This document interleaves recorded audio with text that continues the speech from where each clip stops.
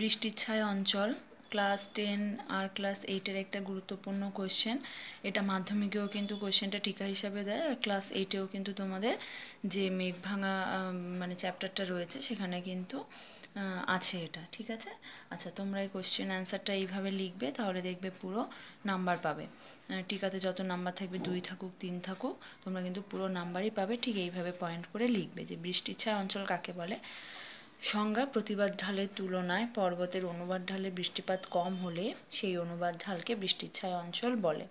সৃষ্টির কারণ: জলীয় বাষ্পপূর্ণ উষ্ণ বায়ু পর্বতের প্রতিবাদ ঢাল বেয়ে উপরে উঠে ঘনীভবন হয়ে প্রচুর বৃষ্টিপাত ঘটানোর পর যখন পর্বতের বিপরীত দিকে অনুবাদ ঢালে পৌঁছায় তখন সেখানে তেমন বৃষ্টিপাত ঘটাতে পারে না। কেন? এই বায়ুতে জলীয় বাষ্পের পরিমাণ একেবারে কমে যায়। এই বায়ু ওপর থেকে নিচে নামে বলে উষ্ণতা ধীরে ধীরে বাড়তে থাকে, ফলে জলীয় বাষ্প ধারণ ক্ষমতা বৃদ্ধি পায়। ওই বায়ু অসম্পৃক্ত হয়ে পড়ে। এই দুই কারণে অনুবাদ ঢালে বৃষ্টি কম হয় ও ওই অঞ্চলে কে বৃষ্টিচ্ছায়া অঞ্চল বলে। উদাহরণ: ভারতের মেঘালয় মালভূমি, খাসি পাহাড়ের অনুবাদ ঢালে অবস্থিত শিলং। বৃষ্টিচ্ছায়া অঞ্চলটা কী তা আমি তোমাদের চিত্রসহ একবার তবুও দেখিয়ে দিচ্ছি। এটা তোমাদের পরিচলন বা শৈলক্ষেপ যে বৃষ্টিপাতটা আমি বুঝিয়েছি সেখানেও আছে। তাছাড়া আমি আরেকটা কোশ্চেন দিয়েছি যে শিলংয়ে বৃষ্টিপাত কম হয় কেন মৌসিনরামের থেকে, সেখানেও আমি তোমাদের এটা বুঝিয়ে দিয়েছি। তোমরা সেই ভিডিওটাও একবার দেখে নিও। আমি তবু এখানে তোমাদের একবার বৃষ্টিচ্ছায়া অঞ্চলের ব্যাপারটা দেখিয়ে দিচ্ছি।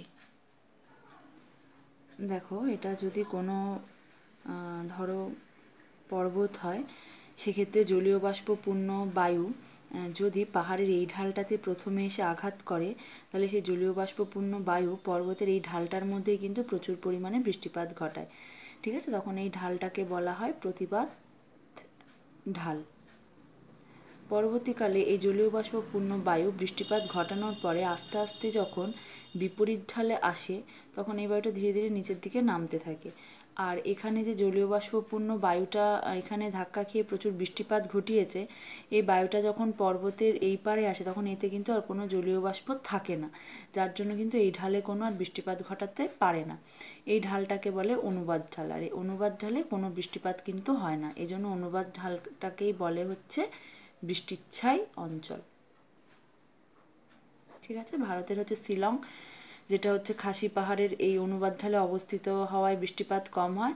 আরেকটা হলো পশ্চিমঘাট পর্বতের পূর্ব ঢাল, মানে পশ্চিমঘাট পর্বতের এই মানে ম্যাপ অনুযায়ী যদি দেখি তাহলে পূর্ব এদিকটা, পশ্চিম এদিকটা, পূর্ব ঢালের মধ্যে বৃষ্টিপাত হয় না, বৃষ্টিচ্ছায়া অঞ্চল। আর পশ্চিম ঢালের মধ্যে, কারণ দক্ষিণ পশ্চিম মৌসুমি বায়ু যখন ভারতে প্রবেশ করে তখন হচ্ছে এই পশ্চিমঘাট পর্বতের পশ্চিম ঢালেই প্রথম বাধা পায়, যার জন্য এদিকে বৃষ্টিপাত ঘটায়। আর এই বায়ুটা যখন এদিকে আসে তখন এখানে আর জলীয় বাষ্প না থাকায় এদিকে বৃষ্টিপাত কিন্তু হয় না।